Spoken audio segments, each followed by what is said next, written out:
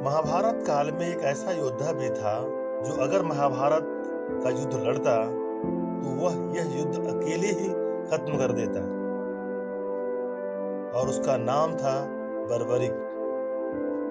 वह विश्व के श्रेष्ठतम धनुर्धरों में से एक था। बर्बरिक के लिए 3 बाण ही काफी थे, जिसके बल से वे कौरवों और पांडवों की पूरी सेना को नष्ट कर सकते थे। बर्बरिक की कहानी जानने से पहले आपसे अनुरोध है कि इस वीडियो को लाइक और सब्सक्राइब करें। आपका लाइक वीडियो को दूसरों तक पहुंचने में मदद करेगा। श्रेष्ठ धनुर्धर बर्बरिक घटोत्कच और नाग कन्या अहिलवती का पुत्र और भीम का पौत्र था। जन्म से ही उसके बर्बराकार घुंघरैले केश थे, अतः उसका नाम बर्बरिक रखा गया। बर्बरिक को बचपन से ही धनुष विद्या में विशेष रुचि थी, जिसमें उसने निपुणता हासिल कर ली थी। एक बार बर्बरिक ने महिसागर संगम पर देवी कामाख्या की घोर तपस्या करके उसने वरदान प्राप्त कर लिया था कि उसे युद्ध में कोई भी पराजित नहीं कर सकता। बर्बरिक को देवी कामाख्या ने 3 ऐसे अद्वितीय तीर भी दिए, जिसे चलाने से संपूर्ण दुश्मन सेना का नाश किया जा सकता था।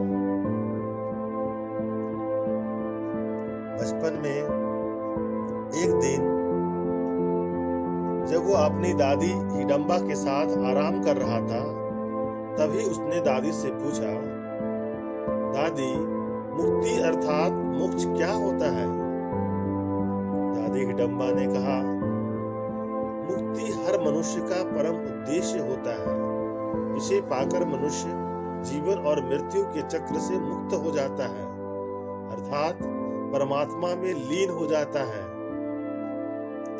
फिर बर्बरिक ने अपनी दादी हिडम्बा से मुक्ति पाने का उपाय पूछा। हिडम्बा ने बर्बरिक के सवाल का जवाब देते हुए कहा, जो मनुष्य अपने कर्म फल को त्याग देता है उसे मुक्ति प्राप्त हो जाती है, किंतु इसे पाने में मनुष्य को कई जन्म लग जाते हैं। लेकिन जिस किसी मनुष्य की मृत्यु प्रभु के हाथों होती है, वह उसी समय तत्काल परमात्मा में लीन हो जाता है। दादी हिडम्बा की बात सुनकर बर्बरिक ने भगवान श्री कृष्ण के हाथों मुक्ति पाने का निश्चय कर लिया। अब कुछ समय पश्चात कौरवों और पांडवों के बीच महाभारत का युद्ध शुरू होने वाला था। बर्बरिक ने भी युद्ध में भाग लेने के लिए कुरुक्षेत्र की ओर प्रस्थान किया। उधर भगवान श्री कृष्ण बर्बरिक की शक्ति से भली भांति परिचित थे। उन्हें डर था कि कहीं बर्बरिक के कारण इस युद्ध में कौरवों की जीत न हो जाए, क्योंकि बर्बरिक ने वचन दिया था कि वह कमजोर पक्ष से युद्ध करेगा।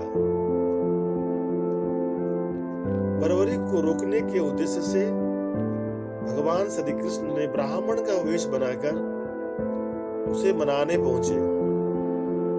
कृष्ण ने उनकी हंसी भी उड़ाई कि वह मात्र 3 बाण लेकर युद्ध में सम्मिलित होने आया है। ब्राह्मण रूपी श्री कृष्ण की बातें सुनकर बर्बरिक ने कहा, मेरा एक बाण ही शत्रु को परास्त करने के लिए पर्याप्त है। यदि मैंने सारे बाणों का प्रयोग कर लिया तो तीनों लोकों में हाहाकार मच जाएगा। इस पर श्री कृष्ण ने उन्हें चुनौती देते हुए कहा कि इस पीपल के पेड़ के सभी पत्तों को भेद कर दिखलाओ, जिसके नीचे वे दोनों खड़े थे। बर्बरिक की चुनौती स्वीकार करते हुए बाण पेड़ के पत्तों की ओर चलाया। तीर ने क्षण भर में पेड़ के सारे पत्तों को भेद दिया और श्री कृष्ण के पैर के पास चक्कर लगाने लगा, क्योंकि एक पत्ता भगवान श्री कृष्ण ने अपने पैरों के नीचे छुपा लिया था। बर्बरिक की यह शक्ति देखकर श्री कृष्ण ने बर्बरिक से कहा कि वह युद्ध में पांडव अर्थात धर्म की ओर से युद्ध करे, किंतु बर्बरिक ने कहा वह अपने वचन से बंधा हुआ है कि युद्ध निर्बलों की ओर से ही करेगा, वह कमजोर पक्ष के तरफ से ही युद्ध कर पाएगा। तत्पश्चात उसी समय बर्बरिक ने एक वाण पांडवों के शिविरों की ओर चलाना चाहा, लेकिन श्री कृष्ण ने धर्म की विजय के लिए सुदर्शन चक्र से बर्बरिक का सर उसके धड़ से अलग कर दिया। फिर भगवान श्री कृष्ण ने कहा, बर्बरिक, तुम्हारी निर्बल परंतु अधर्मियों के साथ देने के वचन से मुझे विवश होकर अपने हाथों से तुम्हारा वध करना पड़ा। बर्बरिक ने भगवान श्री कृष्ण से कहा, प्रभु, मेरा तो मुख्य उद्देश्य ही आपके हाथों से मृत्यु प्राप्त करना था। मैं तो आपको देखते ही पहचान लिया था।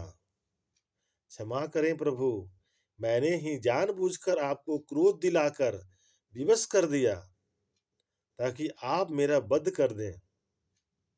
इसलिए मैंने अपनी अपराजिता वैष्णवी विद्या का प्रदर्शन किया था।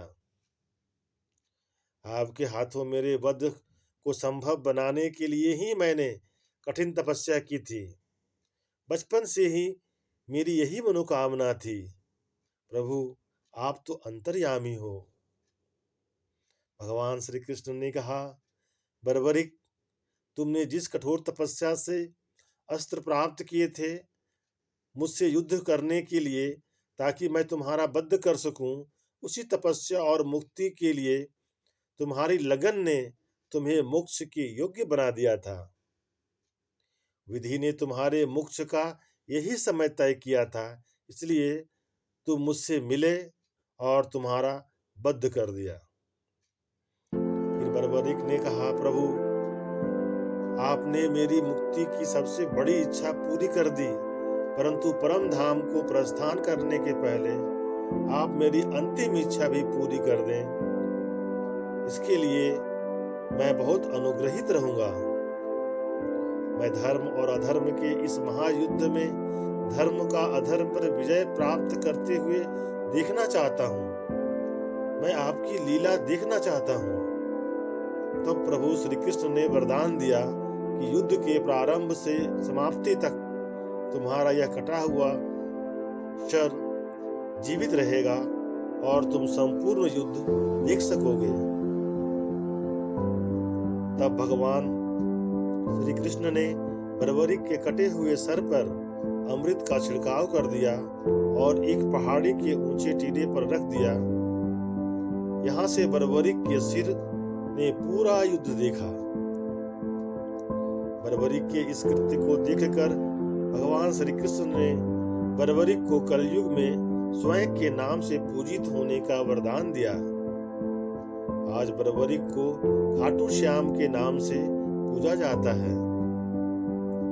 और हाँ, युद्ध समाप्ति के बाद जब पांडवों में यह विवाद होने लगा कि युद्ध में विजय का श्रेय किसको दिया जाए, तब श्री भगवान श्री कृष्ण ने कहा कि मैं तो अलग अलग परिस्थितियों में फंसा हुआ था। इसका सही निर्णय बर्बरिक ही कर सकता है, क्योंकि उसने ही पूरा युद्ध देखा है। बर्बरिक से पूछे जाने पर उसने कहा कि इस युद्ध में सबसे बड़ी भूमिका भगवान श्री कृष्ण की है।